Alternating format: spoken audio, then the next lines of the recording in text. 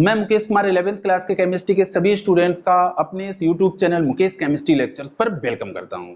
बच्चों, आज के इस लेक्चर का जो टॉपिक है उसका नाम है डी ब्रोगली का तरंग समीकरण। It means D Broglie's wave equation.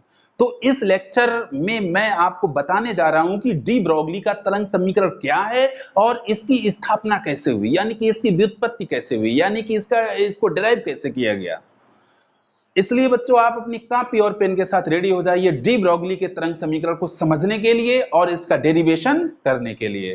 तो बच्चों, स्टार्ट करते हैं आज के लेक्चर वीडियो को, जिसका नाम है डी ब्रोगली का तरंग समीकरण। तो सबसे पहले मैं आपको बताने जा रहा हूं कि डी ब्रोगली का तरंग समीकरण है क्या। देखिए बच्चों, हाँ, डी ब्रोगली से आप परिचित होंगे। पिछले लेक्चर वीडियो में मैंने डी ब्रोगली के बारे में बताया था कि डी ब्रोगली वो साइंटिस्ट हैं जिन्होंने ये बताया था कि जो गतिशील द्रव होता है उसमें कण के साथ साथ तरंग के भी गुण होते हैं। यानी कि गतिशील द्रव जो होता है वो ड्यूल नेचर का होता है, यानी कि उसकी प्रकृति द्वितीय प्रकृति होती है। द्वितीय यानी कि उसमें कण के साथ साथ तरंग के भी गुण होते हैं।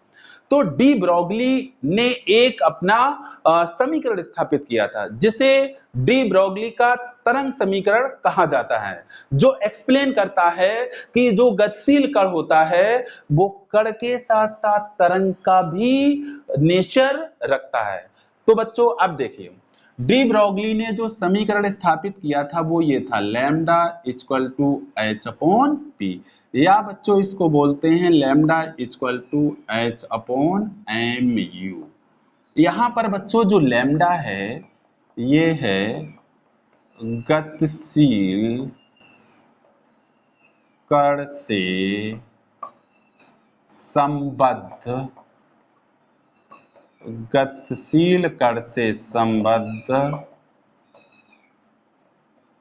तरंग की तरंग दैर्ध्य, गतिशील कण से संबद्ध तरंग की तरंग दैर्ध्य। एच है बच्चों प्लांक नीयतांक, एच है प्लांक नीयतांक। वैल्यू आप इसकी जानते होंगे, 6.6 गुणित 10 की घात -34, और मात्रक बच्चों इसका क्या होता है, जूल इनटू सेकेंड। ये तो प्लांक नीयतांक है। अब बच्चों पी क्या है, गतिशील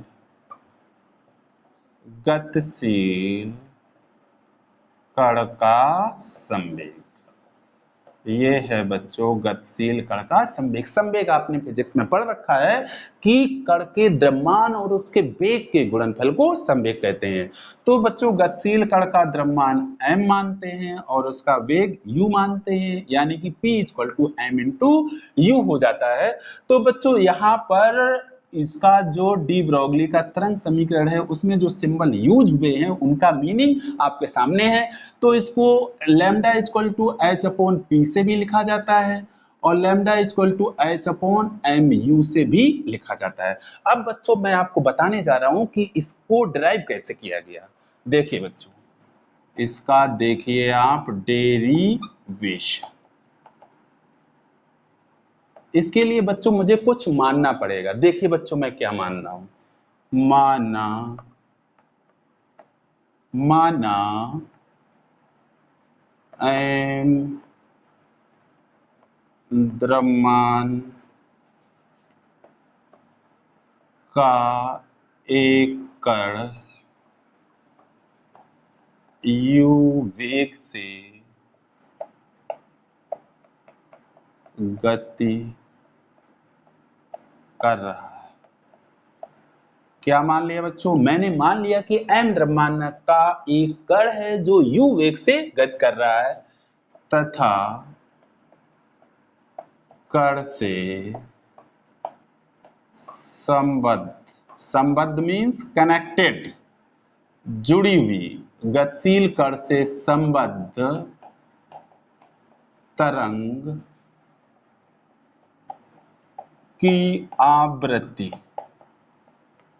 ये लेटर तो बच्चों आप जानते होंगे, ये ग्रीक भाषा का अक्षर है जिसको न्यू कहते हैं और ये आवृत्ति को डिनोट करता है। गतिशील कण की आवृत्ति न्यू है।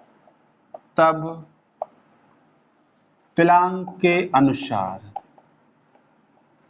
किसके अनुसार बच्चों? प्लैंक के अनुसार। बच्चों प्लैंक क्या है? प्लैंक एक साइंटिस्ट हैं जिन्होंने एक सिद्धांत दिया था जिसे प्लैंक का क्वांटम सिद्धांत कहते हैं।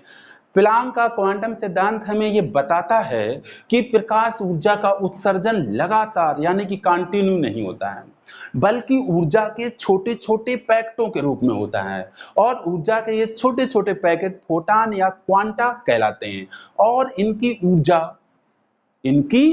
किनकी बच्चों? फोटॉन की ऊर्जा प्रकाश की आवृत्ति के अनुक्रमानुपाती होती है। यानी कि इन्होंने जो बात बताई थी प्लैंक ने वो ये थी कि जो फोटॉन की ऊर्जा है ये आवृत्ति के अनुक्रमानुपाती है। किसकी आवृत्ति के? प्रकाश की आवृत्ति के अनुक्रमानुपाती है, यानी कि प्रकाश तरंग की आवृत्ति के अनुक्रमानुपाती है।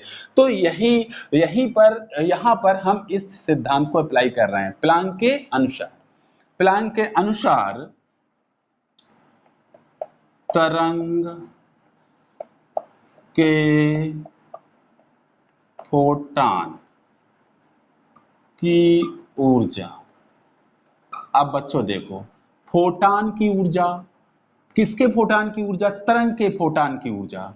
तो तरंग की जो आवृत्ति है वो न्यू है, तो फोटॉन की ऊर्जा बच्चों हो जाएगी E अनुक्रमानुपाती न्यू।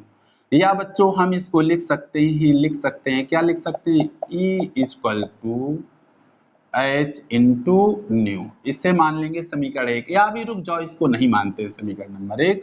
यहाँ पर बच्चों H आप जानते होंगे, जहां H इक्वल टू प्लैंक ने था, अभी मैं इसको बता भी चुका हूं।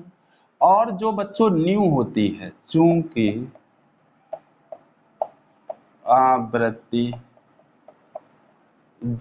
आवृत्ति यहाँ पर जो न्यू है, आवृत्ति न्यू जो है ये होती है C upon lambda. C upon lambda, ये लैम्डा है बच्चों, इसके इक्वल होती है। अब बच्चों यहाँ C है प्रकाश का वेग और लैम्डा है गतिशील कण से संबद्ध तरंग की तरंग दैर्ध्य। बच्चों मैंने वहां एक्सप्लेन कर रखा है। और C क्या है? प्रकाश का वेग। अतः क्या हो जाएगा? E equal to H into C upon lambda, ये हो जाएगा। और इसको मान लेंगे समीकरण नंबर 1। C क्या है बच्चों? यहाँ प्रकाश का वेग। आप चाहो तो लिख भी सकते हो, साइड से आप लिख लो। C क्या है? प्रकाश का वेग या विकिरण का वेग। प्रकाश का वेग या विकिरण का वेग। अब बच्चों देखिए, आइंस्टीन के अनुसार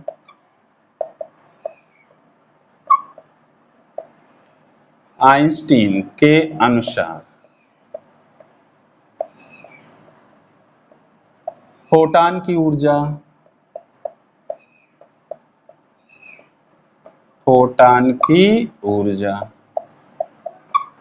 E इक्वल टू, आइंस्टीन का द्रव्यमान ऊर्जा समीकरण आपने पढ़ रखा होगा, जो ये बताता है कि जो द्रव्यमान होता है वो प्रकाश ऊर्जा में कन्वर्ट हो जाता है।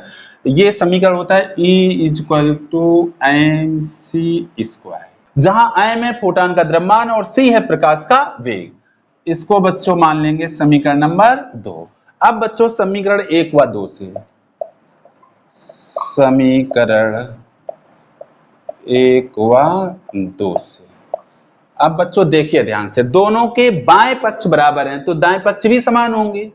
यानी क्या होना चाहिए? Hc upon lambda equal to mc square. एक c से इसका एक c कैंसिल हो जाएगा, यानी कि हमारे पास आएगा h upon lambda equal to m into c। या हम इसको लिख सकते हैं बच्चों, इसको ऐसे बंद कर देते हैं, या लिख सकते हैं इसको हम लिख सकते हैं H upon mc equal to lambda. H upon mc, अगर इस पूरे पद को इधर लाएंगे तो लैम्डा इधर चला जाएगा। तो बच्चों यहां तक आप नोट करो, फिर मैं इसको एक्सप्लेन करता हूं। आप इसका स्क्रीनशॉट लेके अपनी कॉपी में नोट करिए। ठीक है बच्चों, अब कुछ हिस्सा मैं इसका साफ करता हूं, फिर आपको आगे इसका डेरिवेशन बताता हूं कि आगे किस तरह से आपको करना है। तो बच्चों हम लोग आ गए हैं h upon m c equal to lambda तक। h upon m c equal to lambda, या बच्चों इसको लिख सकते हैं lambda equal to h upon m सी।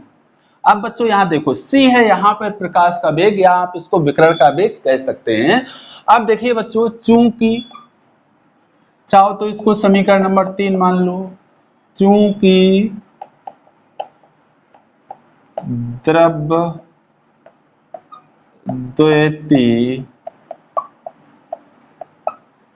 प्रकृति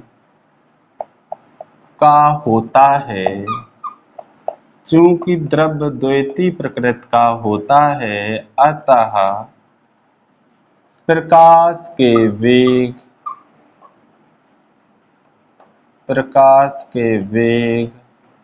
c को कण के वेग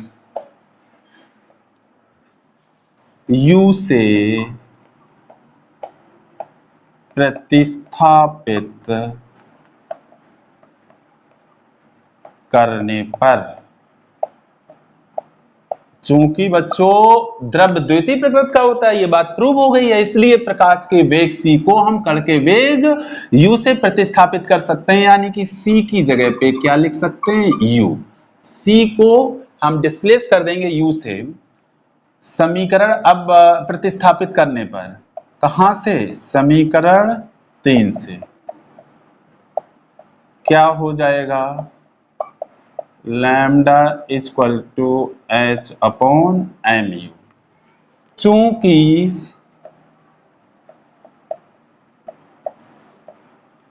M u equal to p बराबर कण का संवेग,